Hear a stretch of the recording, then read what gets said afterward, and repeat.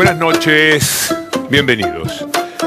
Los días han jugado a favor de nuestro programa en cuanto a tratar de tener una mirada distinta sobre estos episodios que han enlutado a la República Argentina. Vamos a intentar ser más abarcativos, mirar primero al mundo y qué es lo que se hace, cómo se agrede a la naturaleza en nombre de intereses económicos y cómo aquellos que manejan el mundo desde ese lugar, desde la economía, son los que más se oponen a tomar medidas para que el mundo no nos esté castigando, la naturaleza no esté tan agresiva como frecuentemente lo vemos en la Ciudad de Buenos Aires, ahora también en La Plata, en otras partes de la República Argentina, y si ponemos la mirada en el mundo entero. Todas las semanas tenemos el anuncio de alguna catástrofe que nos hace pensar que el mundo se ha recalentado, que la agresión a la naturaleza tiene que tener un límite. Y vamos a demostrar cómo es desde América Latina que surge la voz más potente y cómo son los países más industrializados, los más poderosos económicamente, empezando por los Estados Unidos, que se niega a firmar protocolos muy importantes para luchar a favor del cuidado de la naturaleza, nos hacen muchísimo daño. Y cómo después en Buenos Aires, en La Plata, en cualquier lugar de la Argentina o del mundo, nos encontramos con verdaderas catástrofes que cuestan vidas y pérdidas materiales que son difíciles de recuperar al cabo de muchísimos años. Nuestra mirada será esa, ¿qué le hacemos a la naturaleza? Y por supuesto que nos vamos a ocupar también de lo que se hace para defenderse de los ataques, de los embates de la naturaleza. Porque más allá de que existen la catástrofe y que esto no lo puede evitar nadie, es decir, salvo que se tomen las reales medidas por las que estamos propugnando, también se pueden tomar medidas para paliar los desastres. ¿Se hace? ¿Lo pensamos así? ¿O muchas de las medidas que se pueden tomar para salvarnos de esos desastres no son demasiado visibles y por lo tanto no son llevadas a cabo por los gobiernos de las ciudades y de los estados?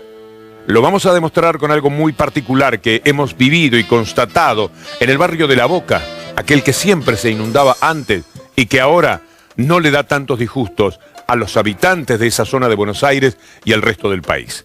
Vamos a hacer una primera pausa y enseguida estamos con ustedes a la manera de nuestra bajada de línea.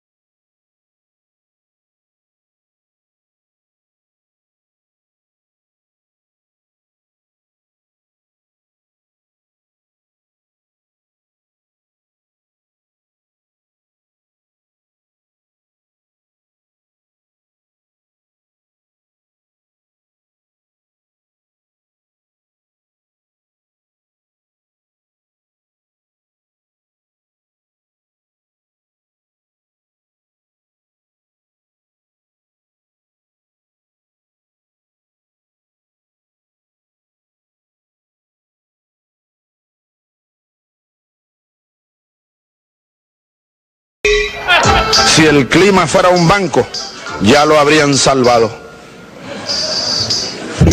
Y creo que es verdad.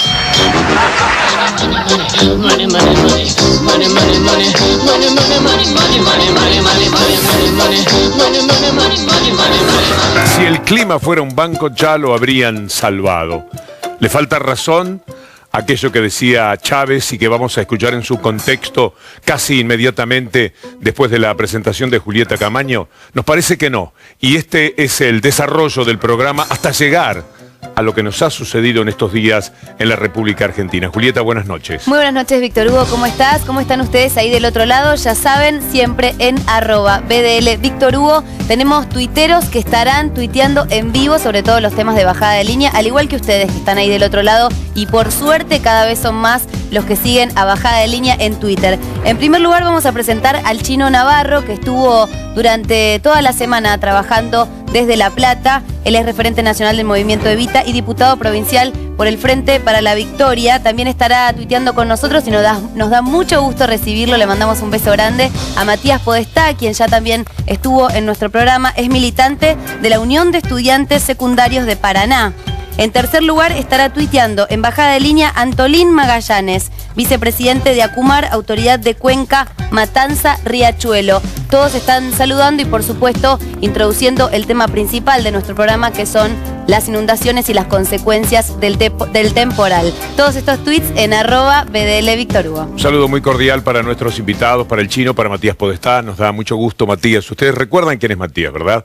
Aquel jovencito de Entre Ríos que tanto luchó por el voto a partir de los 16 años. Y Antolín Magallanes ya es parte de nuestro programa porque estuvimos en La Boca. Le voy a pedir a Antolín, para más adelante, cuando llegue el momento, que escriba los nombres de todos los intendentes, para hacer justicia con todos ellos que convirtieron en una política de Estado aquello que ahora impide, por suerte, que La Boca se inunde y que los hinchas de River le canten como otrora ocurría. Por acá puede haber alguno de los que cantaba La Boca se inundó, ¿se acuerdan? Bueno, lo completan ustedes, pero hacía alusión justamente a los problemas que tenía La Boca tan querida de Antolín Magallanes. Pero vayamos por partes. Tenemos que hablar de lo que ocurre en el mundo, de cómo lo agredimos. Bien dice Chávez que si el clima fuera un banco, ya lo hubiésemos salvado. ¿De qué manera lo dijo? ¿En qué contexto? 2009 en Copenhague.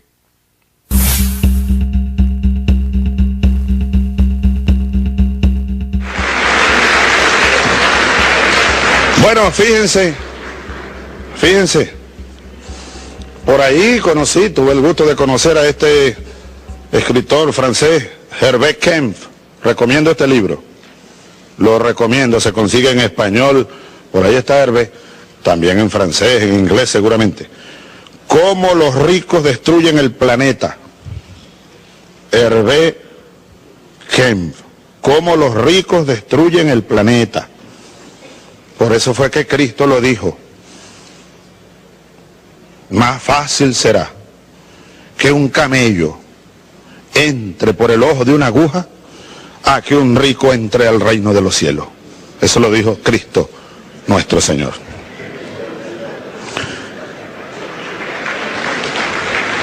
No cambiemos el clima, cambiemos el sistema y en consecuencia comenzaremos a salvar el planeta. El capitalismo, el modelo de desarrollo destructivo, está acabando con la vida, amenaza con acabar definitivamente con la especie humana. Muy a tono con la crisis bancaria que recorrió al mundo y todavía lo golpea, y la forma como los países del norte rico auxiliaron a los banqueros y a los grandes bancos. Solo Estados Unidos, bueno, se perdió la cifra, es astronómica, para salvar bancos. Dicen en las calles lo siguiente: si el clima fuera un banco, ya lo habrían salvado. Y creo que es verdad. Lo estaba diciendo en una de las tantas reuniones de los hombres de Estado del mundo, en el cual los países más poderosos se niegan a firmar los protocolos que permitirían tomar verdaderas medidas. Porque detrás de los países, antes que ellos y por encima, aún de los más poderosos, están las empresas y las corporaciones, que son las que verdaderamente dictaminan qué hacemos con el mundo. Esas empresas necesitan seguir ganando, dependen de su actividad industrial y no importan los desechos industriales. No importa que no se invierta lo necesario para evitar que esos desechos industriales sigan dañando a la naturaleza y provocando el recalentamiento. Más adelante vamos a mostrarles que lo que hacen no es tomar medidas para evitarlo, sino instruir a los medios de comunicación que están a su disposición para que digan que no es verdad lo del calentamiento global. Pero Chávez mencionó a Herbert Kempf, periodista y pensador, uno de los hombres más potentes con sus ideas de estos años. Conozcamos a Kempf. Et non seulement il va s'autodétruire, mais il est en train de s'autodétruire. Nous sommes à la fin du système capitaliste, de ce système fondé sur un individualisme exacerbé, sur la marchandisation généralisée des rapports humains. Donc nous sommes déjà engagés dans le post-capitalisme. Alors est-ce qu'on va aller vers une société qui mettra en avant la nécessité absolue d'être en équilibre écologique avec son environnement? Une société qui cherchera l'harmonie sociale?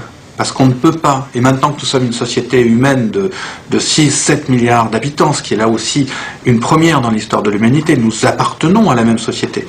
Donc ces valeurs d'équité, de justice sociale sont présentes, et probablement tout cela ne sera permis qu'avec des valeurs de coopération, de solidarité, de sens du bien commun, de sens de l'intérêt collectif.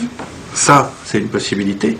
Ou est-ce que nous allons aller dans des formes dégradées de post-capitalisme avec des régimes autoritaires, des oligarchies qui se crisperont sur leurs privilèges, qui rentreront ou qui engageront leur pays?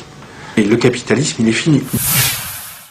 Imposible decirlo mejor. Y justamente la respuesta formidable, maravillosa y ejemplar que se ha dado en estos días es la presencia del Estado desde la base de su propia gente. ¿Quiénes son el Estado? Somos nosotros. Somos nosotros en lo que nos importa el otro, como hace varias semanas, hablando de izquierdas y derechas, decíamos, para determinar cuál es la diferencia entre una persona de izquierda y una de derecha, lo que nos importa el otro. Esto es lo que marca, de alguna manera, nuestra ideología, nuestra manera de mirar el mundo. Y para que haya un capitalismo que no sea salvaje, ya que tenemos que aceptar finalmente que es utópico totalmente pensar en un mundo que cambie del capitalismo a otra forma, porque también otras formas se han frustrado. Lo que tenemos que hacer es buscar que ese capitalismo sea controlado. Para tener capitalismo no salvaje, la presencia del Estado. Algo que la presidenta, coherentemente con lo que ha hecho el Estado argentino en estas horas, decía hace algunos meses en otra conferencia mundial. El rol del Estado. Recién el presidente de Francia ha hablado de la articulación entre lo público y lo privado, que sin lugar a dudas es uno de los instrumentos más importantes.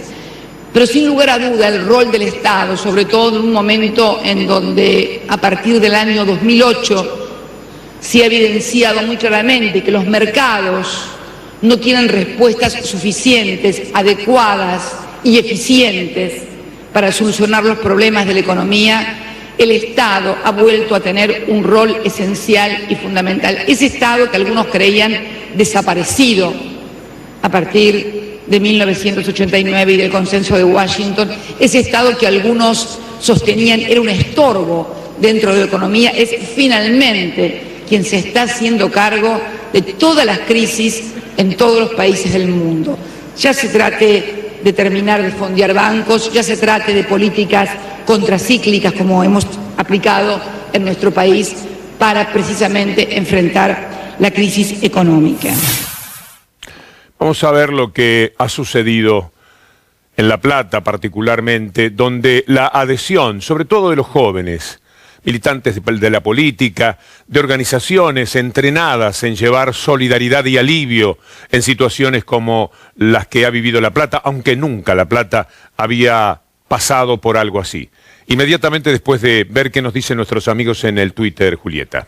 Bueno, Víctor Hugo, en @BDL Víctor Hugo están tuiteando en vivo nuestros invitados. Antolín Magallanes tuiteó: para paliar las inundaciones tenemos que pensar en obras que se planifiquen a largo plazo y se sostengan. Matías nos saluda, el Chino Navarro dice: semejante tragedia la podrá resolver el Estado y el pueblo organizado. En estos días la solidaridad popular auxilió al Estado. Magallanes continúa: de la obra de La Boca participaron los intendentes Bauer, Domínguez, De la Rúa, Ibarra y Macri. Por otra parte, el tuit de Héctor, que es un televidente de bajada de línea, nos cuenta: en Cablevisión HD en Mar del Plata el programa no tiene audio. Esto pasa siempre. ¿Qué sucede? Lo mismo nos preguntamos nosotros. Héctor, gracias por tuitear en @BDL Víctor Hugo.